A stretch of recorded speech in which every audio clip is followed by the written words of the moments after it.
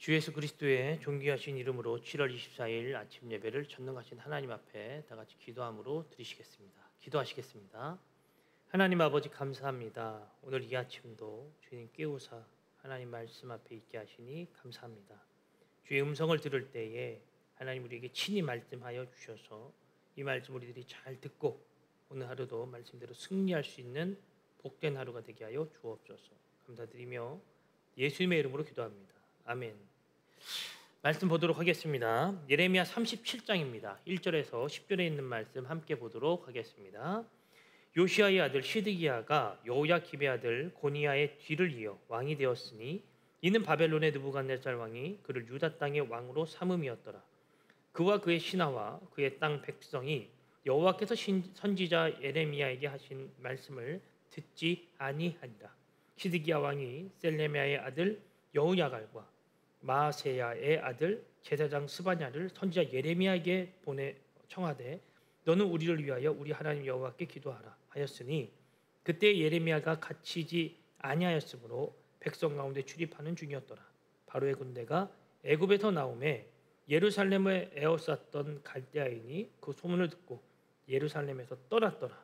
여호와의 말씀이 선지자 예레미야에게 임하여 이르시되 이스라엘의 하나님 여호와께서 이와 같이 말씀하시니라. 너희를 보내어 내게 구하게 한 유다의 왕에게 아뢰라. 너희를 도우려고 나왔던 바로의 군대는 자기 땅 애굽으로 돌아가겠고 갈대아인이 다시 와서 이 성을 쳐서 빼앗아 불사르리라. 여호와께서 이와 같이 말씀하시니라. 너희는 스스로 속여 말하기를 갈대아인이 반드시 우리를 떠나리라 하지 말라. 그들이 떠나지 아니하리라. 가령 너희가 너희를 치는 갈대아인의 온 군대를 쳐서 그 중에 부상자만 남긴다 할지라도 그들이 각기 장막에서 일어나 이 성을 불사르리라. 아멘. 네, 오늘은 예레미야 37장 1절에서 10절에 있는 말씀으로 은혜를 나누도록 하겠습니다. 끝까지 말씀을 듣지 않는 시드기야의 모습이 오늘도 계속해서 펼쳐집니다. 이 시드기야는 하나님의 메시지가 예레미야를 통해 선포되어졌음에도 불구하고 끝까지 하나님에 대한 이 적대적인 마음을 내비칩니다. 이스라엘 땅은 결국에 멸망하게 되어지는 것이 기정사실화되어진 것이죠. 그러면 왜 이렇게 이들은 이런 기정사실화되어진 것에서도 소망과 희망을 놓지 않고 있었는가? 그 희망과 소망은 어디에 기인한 것인가? 오늘 성경은 이것이 하나님의 소망이 아니라 자신의 욕구와 자신의 생각이었음을 밝혀주고 있습니다. 예레미야 선지자를 통해서 유대 땅이 멸망할 것이라는 것이 예고가 되어졌고 그 예고된 것 그 이면에 거짓 선지자로 서서 말했던 하냐냐는 예레미야의 말에 반기를 들었었죠. 그래서 시드기야가 하냐냐의 말을 듣고 따라갔던 그 결과가 무엇인가? 예루살렘의 멸망이었다는 것입니다. 이 예루살렘 성의 멸망의 모습을 보고 그는 늦었지만 그제서야 예레미야에게 나아가서 사람들을 불러서 그에게 청원합니다. 한번 볼까요? 3절. 시드기야 왕이 셀레미야의 아들 여후갈과 마세야의 아들 제사장 스바냐를 선지자 예레미야에게 보내 청하되 너는 우리를 위하여 우리 하나님 여호와께 기도하라 하였으니. 그러니까 본인도 현재 이 정세를 보고 나서 이거 도저히 불가능하다라는 생각을 했겠죠. 그리고 마침 떠오른 사람이 그제서야 이제 예레미야인 것입니다. 여러분, 우리는 이렇게 신앙생활하면서 이 땅을 살아가면서 하나님의 메시지에 대해서 등한시할 때가 있습니다. 때로는 그 메시지를 내가 곡해해서 내가 원하는 대로 해석해서 하나님의 뜻은 이것일 거야 라는 생각을 하게 됩니다. 근데 그거는 그냥 내 마음속에 있는 소망과 희망일 뿐이지 하나님이 주신 소망과 희망은 아니라는 거예요. 우리가 구원의 메시지에 대해서 이렇게 생각해 볼 때 우리들이 이 관점이 흔들리면 안 됩니다. 무슨 관점이냐면 내가 갖고 있는 희망과 소망은 어디에 기인한 것인가? 그냥 내 소망인가? 내가 갖고 있는 그냥 어떤 희망사항인가? 이것이 하나님의 희망, 하나님이 말씀하신 어떤 메시지로 자꾸 곡하여 해석되어질 때가 있어요. 그래서 인간이라고 하는 죄는 망각의 동물이기 때문에 이것이 내가 생각했던 것인지 하나님의 메시지였는지가 헷갈리기 시작합니다. 시간이 지나면 지날수록 그건 더해질 것입니다. 그때마다 우리들이 기억하고 생각해야 될 것은 하나님의 메시지, 하나님의 마음은 어디에 있는가?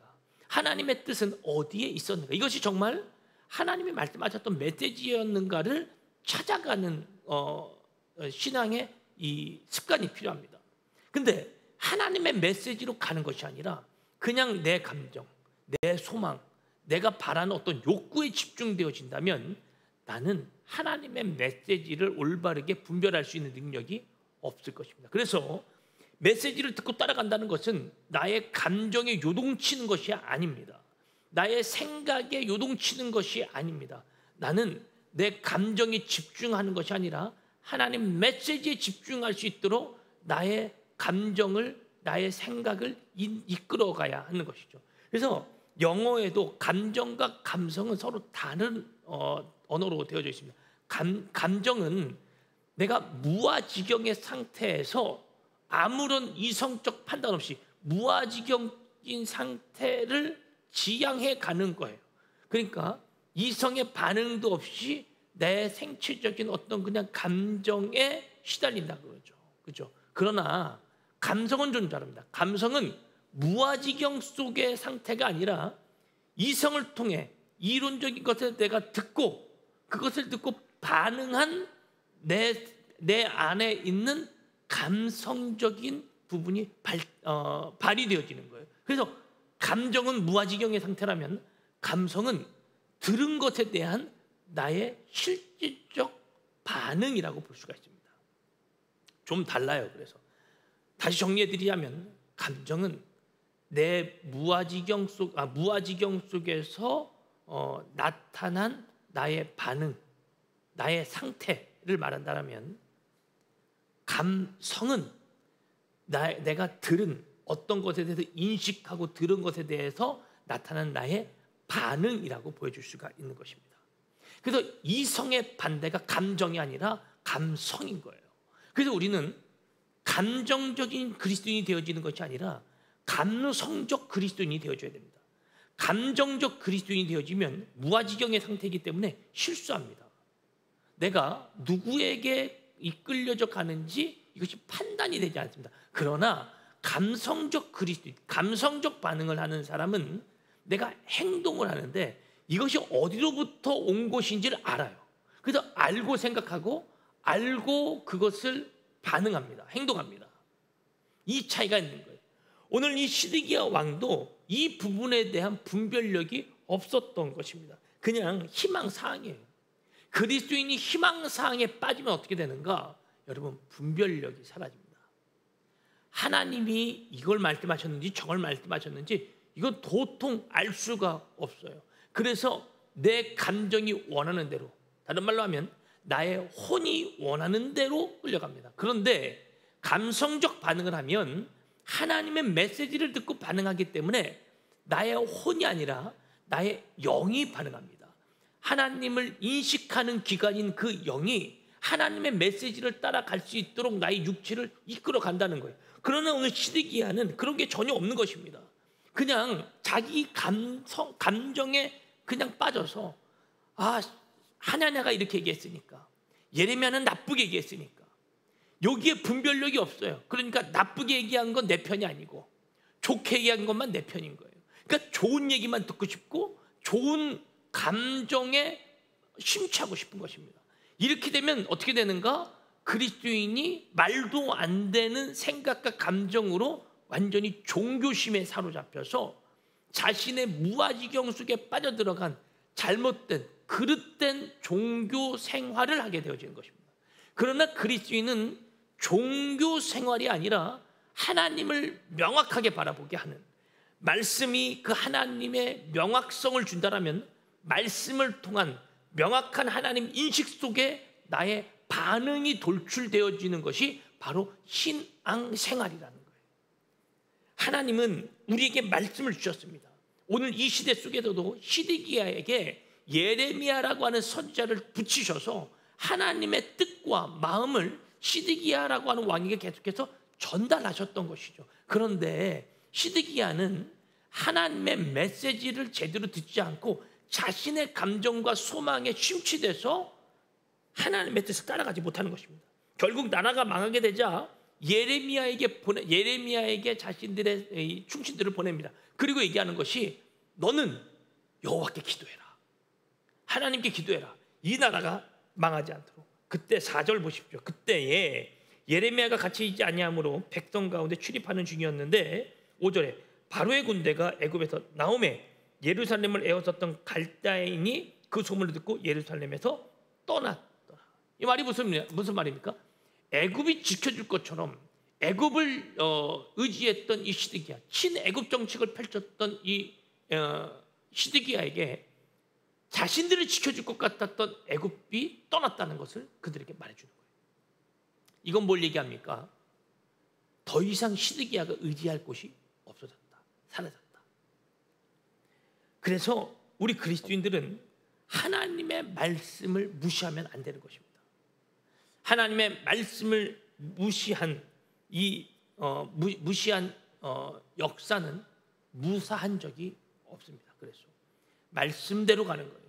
말씀에 기록되어 있는 대로 내가 하나님 메시지의 중심적인 생각을 갖고 거기에 내 인생의 모든 것을 건 사람은 말씀대로 주님이 이끌고 승리케 하실 것이지만 하나님의 메시지가 아니라 나의 감정, 나의 생각에 충만했던 사람은 그 인생이 올바르게 흘러갈 수가 없을 것입니다. 결국 이렇게 멸망하게 되어지는 것이죠. 6절 보세요. 여호와의 말씀이 선지자 예레미야에게 임하여 이르시되 이스라엘의 하나님 여호와께서 이와 같이 말씀하시니라 너희를 보내어 내게 구하게 한 유다의 왕에게 아뢰라. 너희를 도우려 나왔던 바로의 군대는 자기 땅 애굽으로 돌아가겠고. 명확하죠. 너희를 도우려고 왔던 하나님이 나의 생각이 아닌 너희의 생각을 듣고 너희를 도우려고 왔던 그 바로 왕은 그들의 땅으로 돌아갔다. 그리고 8절 보세요. 갈대인이 다시 와서 이 성을 쳐서 빼앗아 불사르리라. 갈대인은 바벨론의 사람들을 얘기합니다. 여호와께서 이와 같이 말씀하시니라 너희는 스스로 속여 말하기를 갈대인이 반드시 우리를 떠나리라 하지 말라. 그들이 떠나지 아니하리라. 그러니까 여기서 이들은 그들의 생각, 그들의 희망사항은 뭐냐? 갈대아인이 떠나는 것이고 애굽이 우리를 도우는 거였어요. 그런데 이것이 거꾸로 되는 것입니다. 애굽이 도리어 떠나가고 갈대인이 와서 그 성을 불사르게 되어질 것이라는 것입니다. 그리스도인은 그래서 말씀에 사로잡힌 자가 되어야 돼요. 말씀에 사로잡히면 그 말씀에 사로잡힌 사람은 하나님의 말씀대로 승리하게끔 되어져 있는 것이 우리가 갖고 있는 우리가 정리할 수 있는, 생각할 수 있는 영적 메커니즘입니다. 근데 하나님의 말씀이 아니라 내 뜻, 내 희망상, 내 소망에 갇혀진 사람은 하나님의 메시지를 듣는 것이 아닙니다. 자기의 소리를 듣습니다.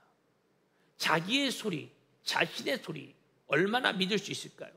이 메시지로 정말 온전한 회복, 완전한 죄에서의 이 탈출이 가능할까요? 불가능합니다. 불가능합니다. 근데 기독교도 뭘 얘기한다 했습니까? 우리 스스로는 우리의 죄를 감당해낼 수가 없다.